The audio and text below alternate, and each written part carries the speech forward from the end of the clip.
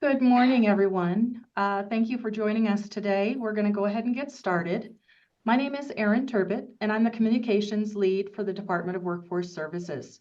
I hope your week is off to a great start, and I'm so excited to welcome you to our third session of the virtual training series, Securing Success, Mastering Workers' Compensation with Strategic Risk Management.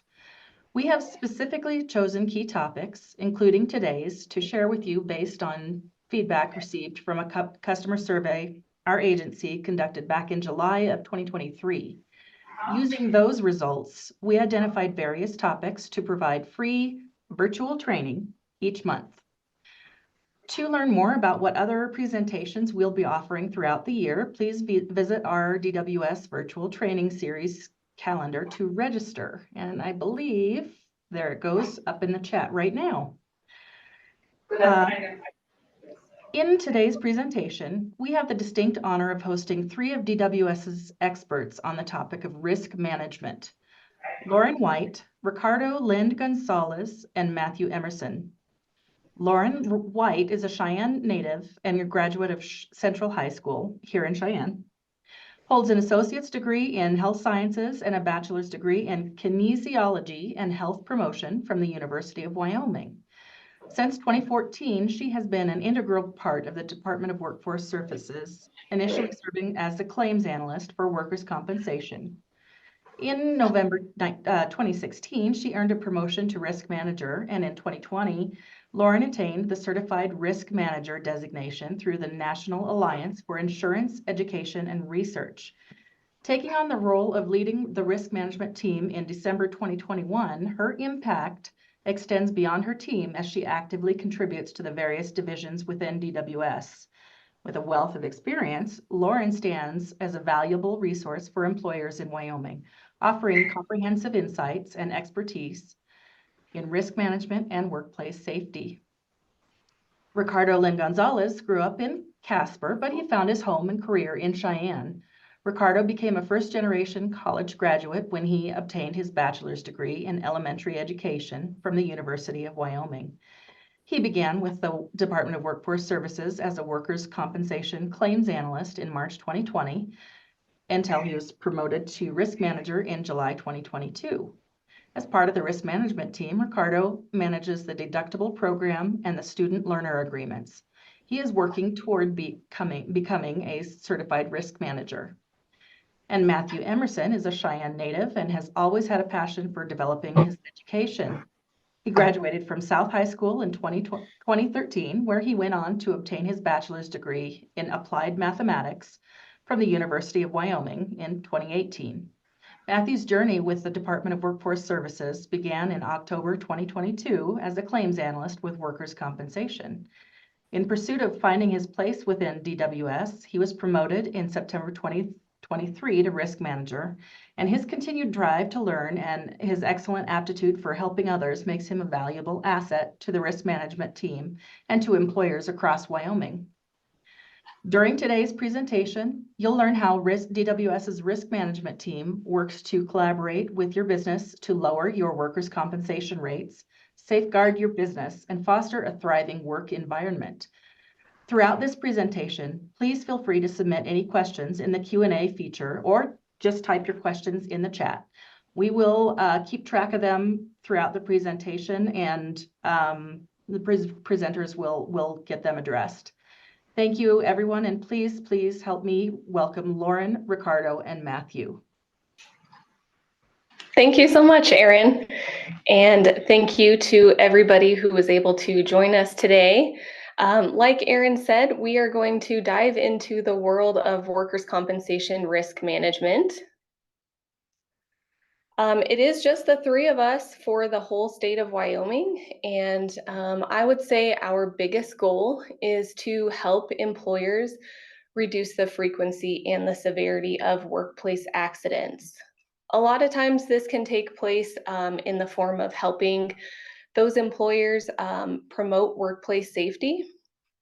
Oftentimes this is us helping the employers integrate safety plans and safety committees if they don't already have those in place, or sometimes we just help them beef up those safety plans and safety committees. We also work hand in hand with the claims department and the claims analyst specifically to help employers with claims management techniques.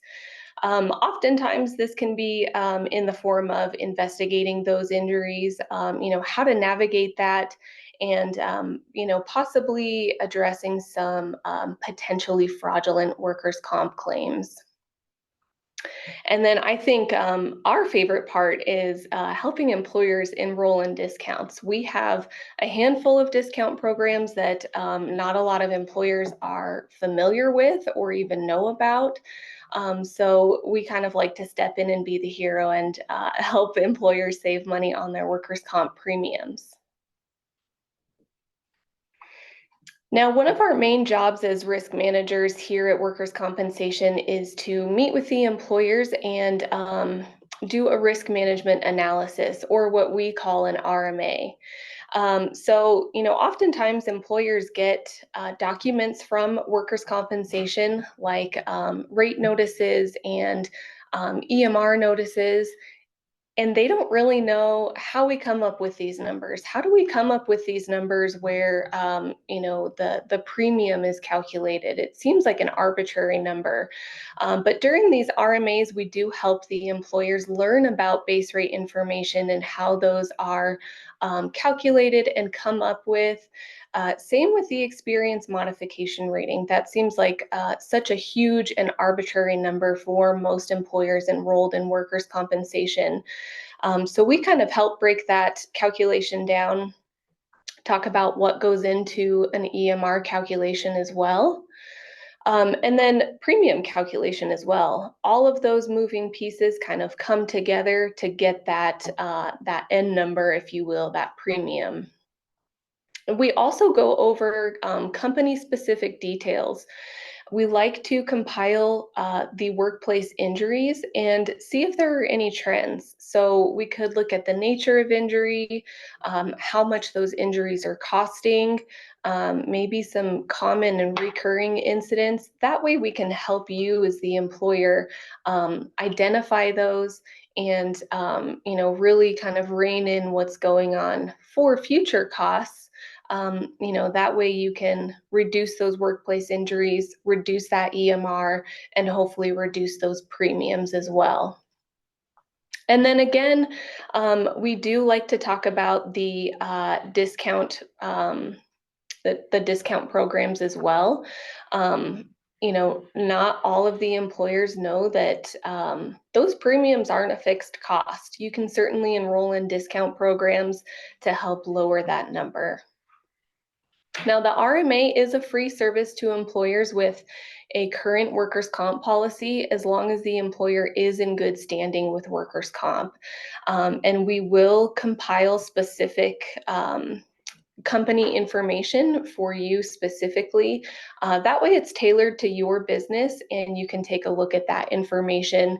And with our help, you can certainly reduce those workplace injuries.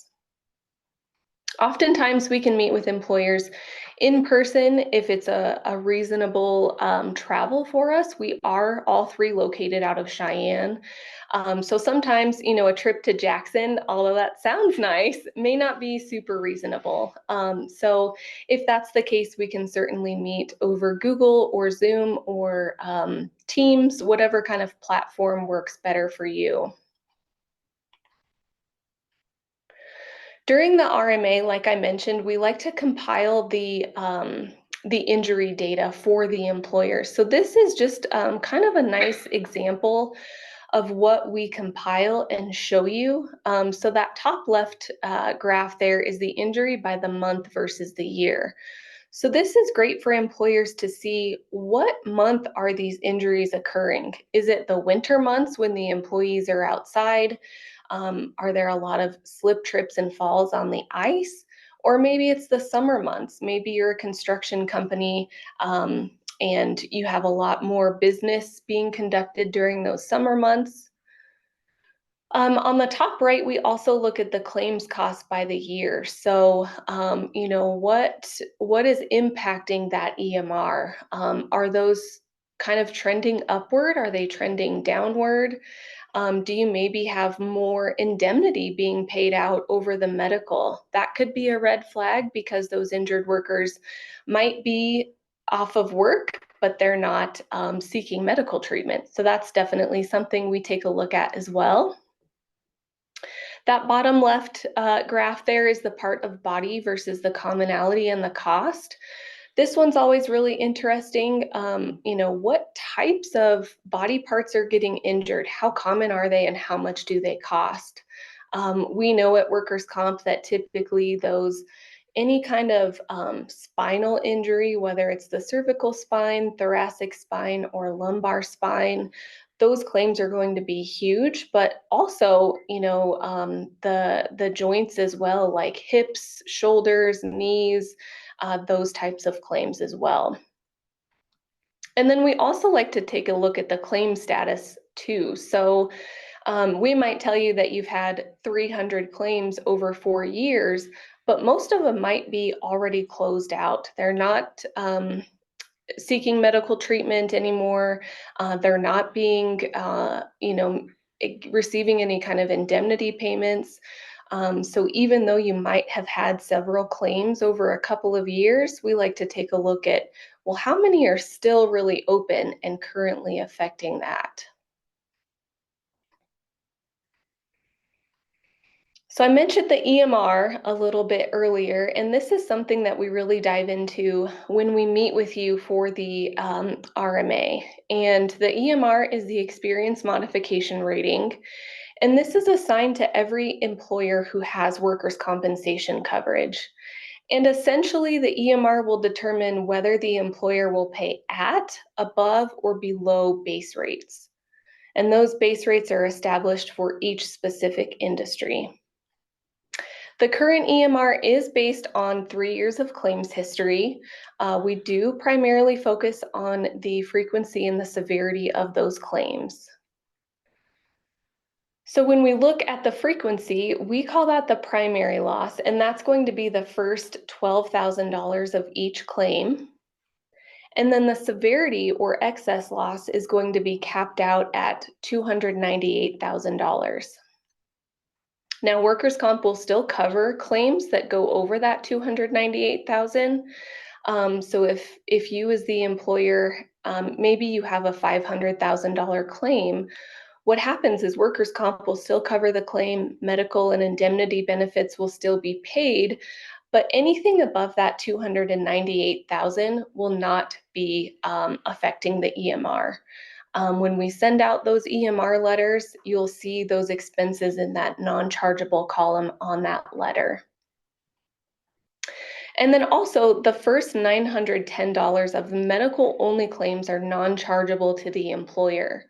So this is great because if you have maybe somebody smashes their finger or they get a puncture, they just need to go to urgent care and get a few stitches and they can come right back to work. Those expenses will not be charged to the EMR. Again, you'll see those in the non-chargeable column of that EMR notice we send out each year. Even if you have a medical only claim that maybe it's a $1,200 claim, but they still don't miss any time from work, again, that first $910 will not affect the EMR. And those parameters that I just talked about, the primary loss, the excess loss, and then that, I like to call it the accident forgiveness, that first chunk of the medical only claims, those parameters can change and often do change from year to year. And this is based on our independent actuary's recommendations. He'll kind of review, all of the claims for the state of Wyoming and determine how and how much those need to be adjusted. So for our math nerds, and I mean that in the most endearing way possible, we do have a couple of math people out there who like to take this EMR calculation and plug all of their data in there and calculate this by hand. And by all means, if that's you, please do so. But we do like to show this EMR calculation For the employers, this is just the basic calculation, and then we do plug your specific numbers into that calculation to get your experience modification rating. But enough of the math talk. Let's move on to the ergonomic evaluations. This is something that we also perform as risk managers. Ever since COVID, I will say that the frequency of the ergonomic evaluations has not been as often. Essentially, ergonomics is where we will fit the job to the person rather than fitting the person to the job. So, oftentimes you might have, maybe it's a small workspace and you have a 6'7" guy. He's not going to be able to squeeze into that workspace and perform the job comfortably. So what we can do is evaluate that workspace, make adjustments for that person specifically, in the hopes to reduce some of those musculoskeletal disorders that we often see at workers' comp. Things that could lead to carpal tunnel or pinched nerves or just overall discomfort. If we do ergonomic evaluations for you as the employer, we do ask that you pair this with a risk management analysis, just to make it worth your time and the time of the risk managers as well. Kind of a bundle package, if you will. Any questions on any of the material we just went over? Premium rates, base rates, experience modifications?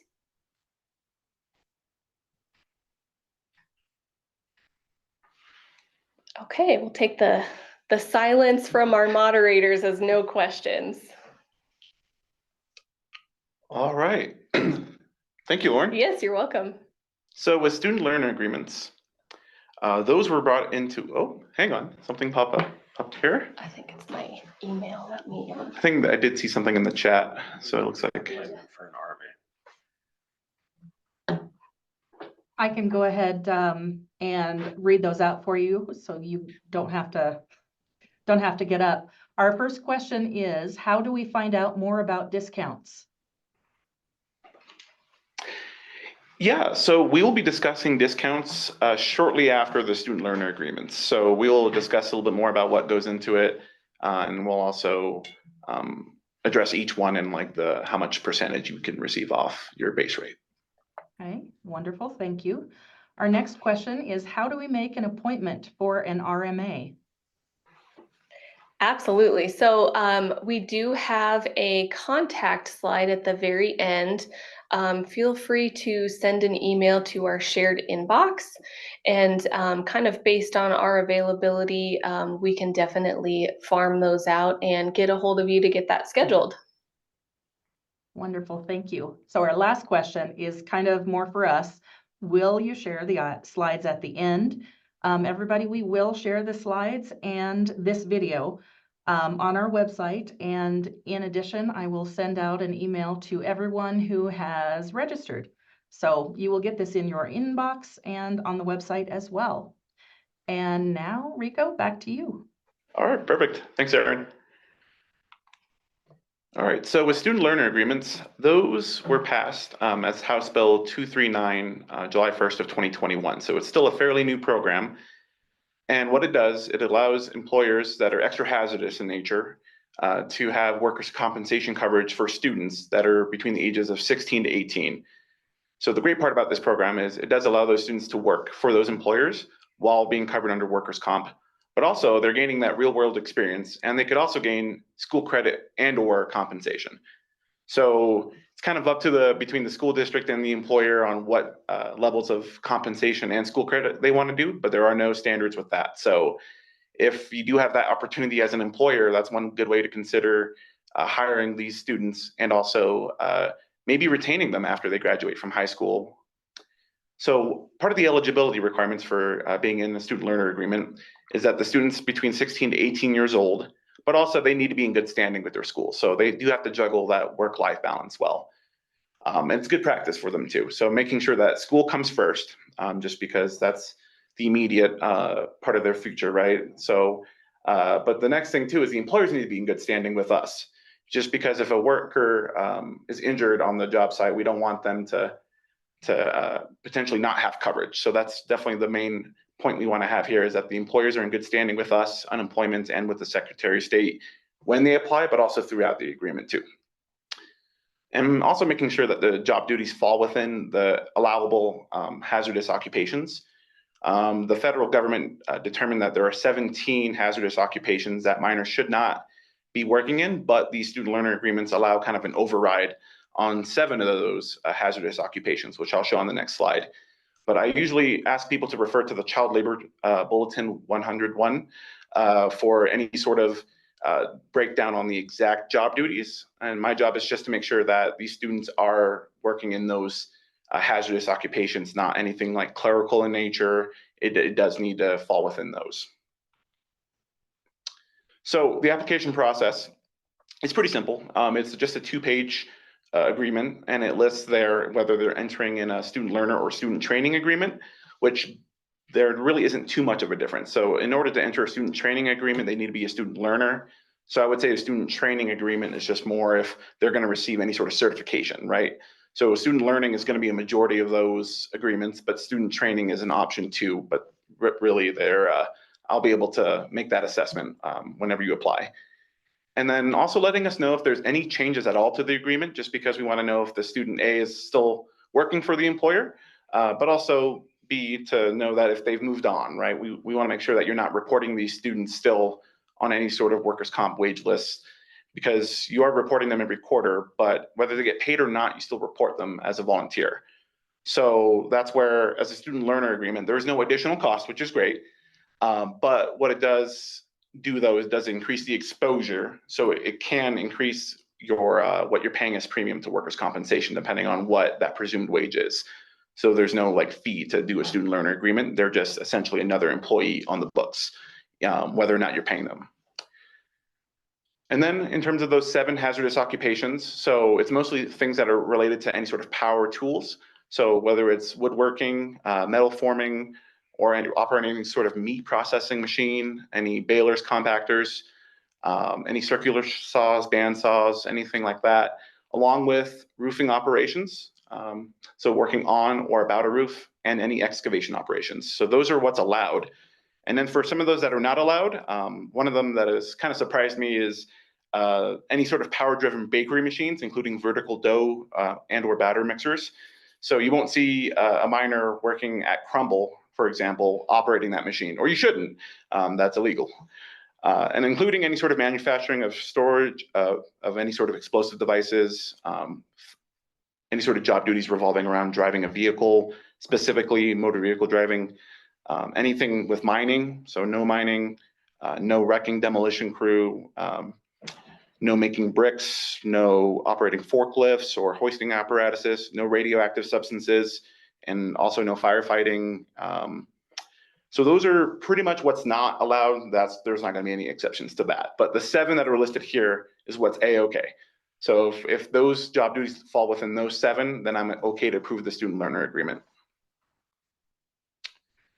Now, onto some discount programs. So I'll discuss the first program that I manage, which is that deductible program. So with the deductible program, it kind of operates similarly to how your personal medical insurance works, right? So you have a certain amount that you would pay out of pocket, depending on what level you want to enroll in. So anywhere from 4% to 50%.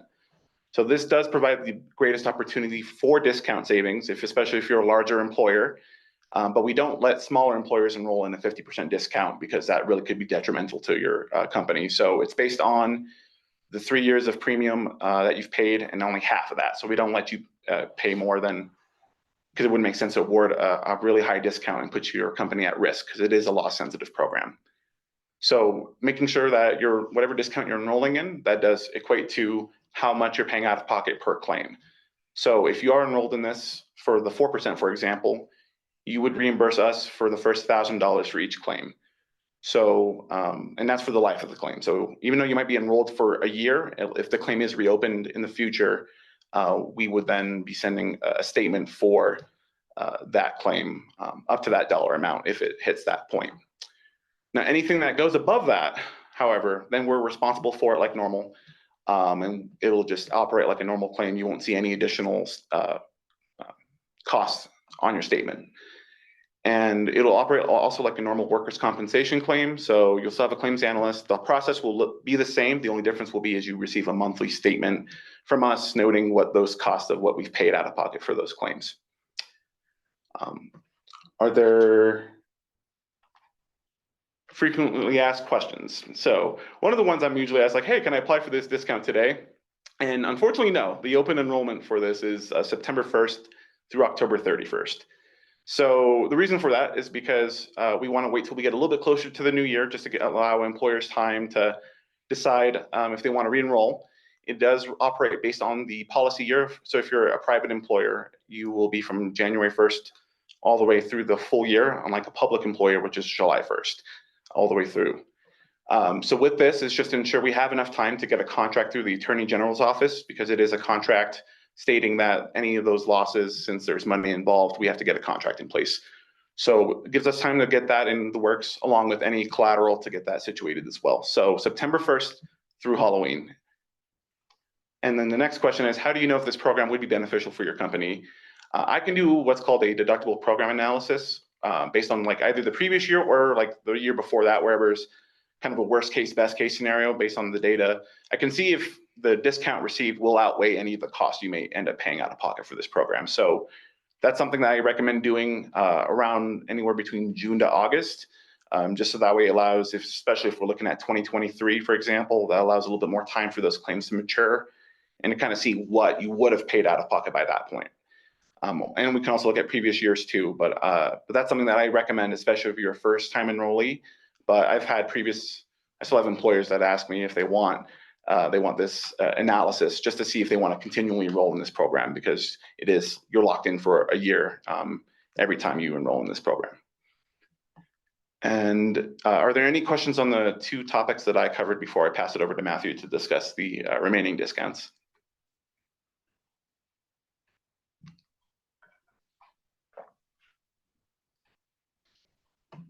Okay. All right, so I'm gonna go ahead and talk about the safety discount as the first discount. I run this program, the safety discount program. With this program, we require annual applications.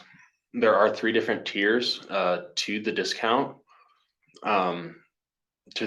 program. First-time applicants must submit a copy of the safety policy highlighting required sections such as claims management, loss prevention, hazard training, things like that. And when I receive those, I'll process those applications and I'll determine whether or not the employer meets which tiered level of the discount program. So we have 3 tiered levels. The first tiered level is the 3.33% discount.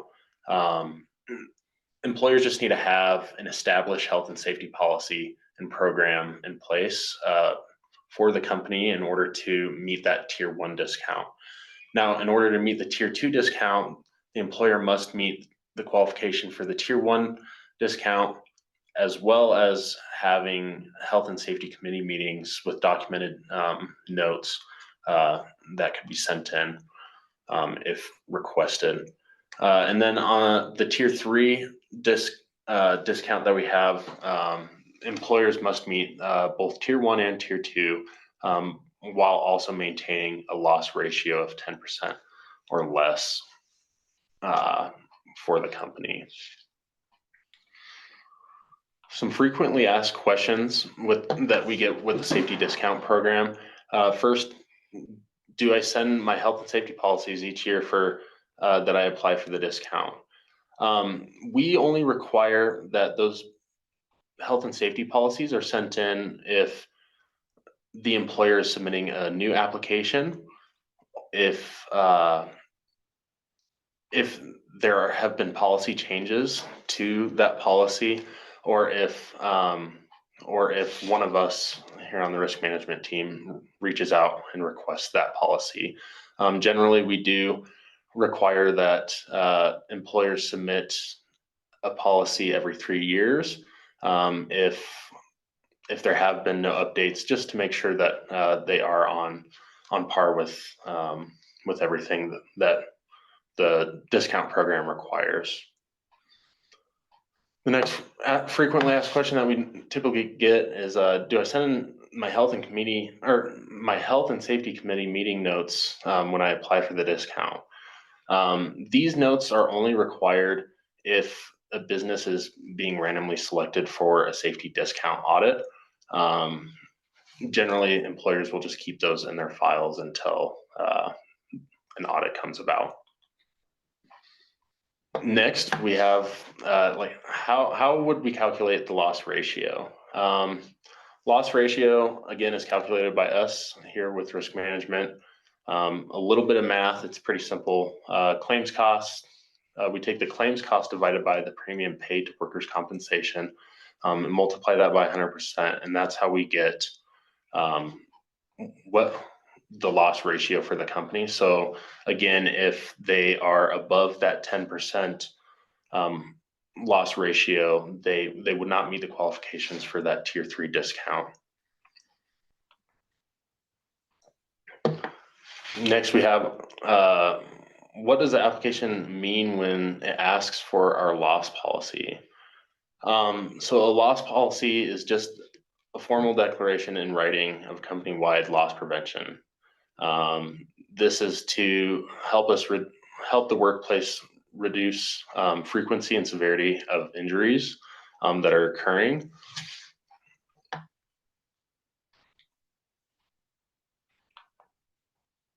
And then here we have an example of a loss prevention and control policy. The main thing to note here is that it's important that we have this loss prevention and control policy in writing. It can vary from employer to employer. I've seen loss prevention policies that are pages long, and I've seen some that come in that are, short and sweet and a lot like this. But as long as we have it in writing, it is considered good. Next, I'll talk about the drug and alcohol discount program. With this program, employers must submit annual applications with their written drug and alcohol policies with the components detailed within the application. So some requirements with the program, testing requirements specifically, we require 100% pre-employment testing, 20% average total random testing for employees throughout the year, reasonable suspicion testing, and post-accident testing. One thing to keep in mind with all this is really kind of up to the employer's discretion on how they test and how they ask for random tests. But the biggest thing is just making sure they hit those numbers, the 100% pre-employment testing and the 20% random testing per year. Another requirement, we also require that employees are being trained at least 1 hour during each calendar year, while supervisors are being trained with substance abuse training for at least 2 hours every year.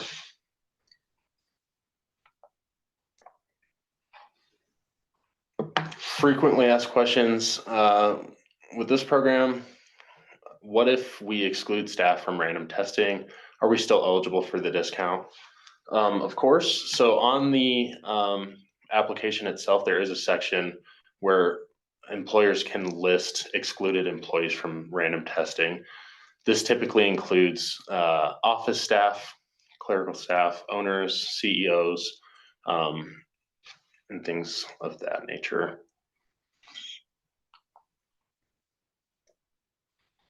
Next, we have our health and safety consultation discount program.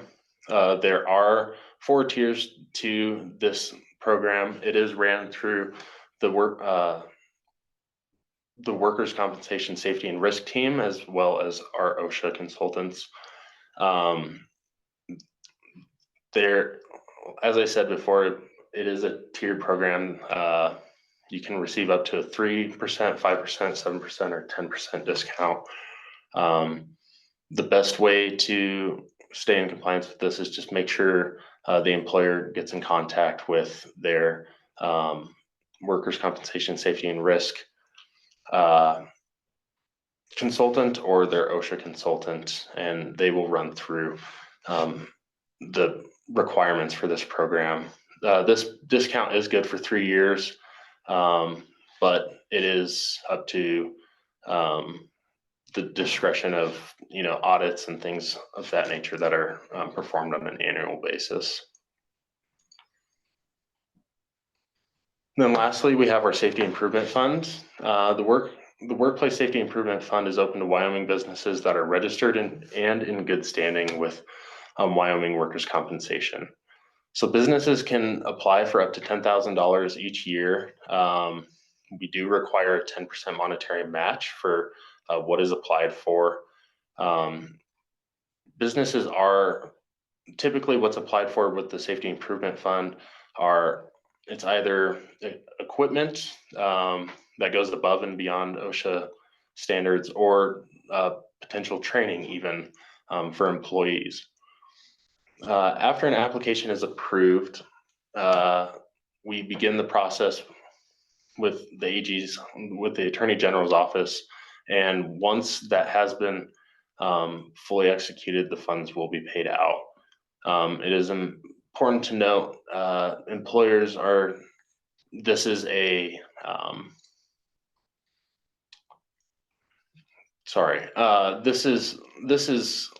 program where employers are not supposed to be purchasing items and then looking for refunds on those through us. It does have to be approved through our safety committee before we go ahead and allow the employer to purchase that training or that equipment. And then we do require that the businesses participate in a survey and allow, or within a year of receiving that equipment or training, they give us feedback on how it's improved the workplace. And then some frequently asked questions with this program. How many times a year can we apply for the Safety Improvement Fund? Employers can apply as many times as they'd like, and up until the point that they reach that $10,000 monetary limit that we limit them to. And then the next one would, are there any items that aren't approved by the panel? Yes, there is a list of items that are disallowed in the rules and regulations, Chapter 11, Section 4F, that we go through as a panel and make sure it doesn't fall under those disallowed items. With that being said, are there any questions on the discount programs that I have presented on? Matthew, I do have one question that came up. How far back might they ask for the committee minutes if audited? Well, that's a good question. That is a good question. So typically the audits are performed in the fall.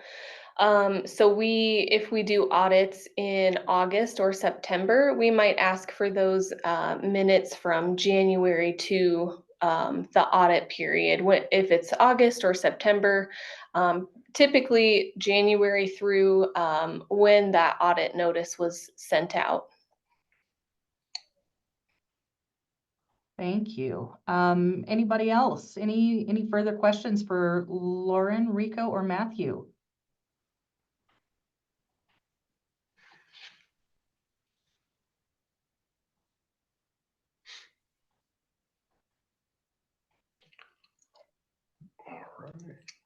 If you go to the I believe we don't have any more.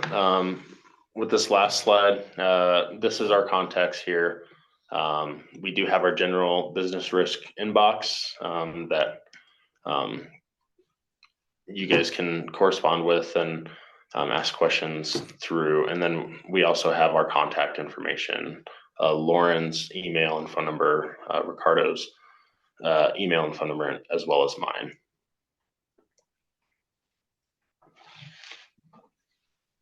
Thank you so much, everybody. We are so excited that you were able to join us today. And Lauren, Rico, and Matthew, excellent presentation. This was just a really terrific learning experience. I had zero clue how much your team is able to offer businesses throughout the state. And I hope everybody really has had a great time today. So everybody who has attended, we will be sending a follow-up email in the next day or two that will include the link to this presentation along with this recording.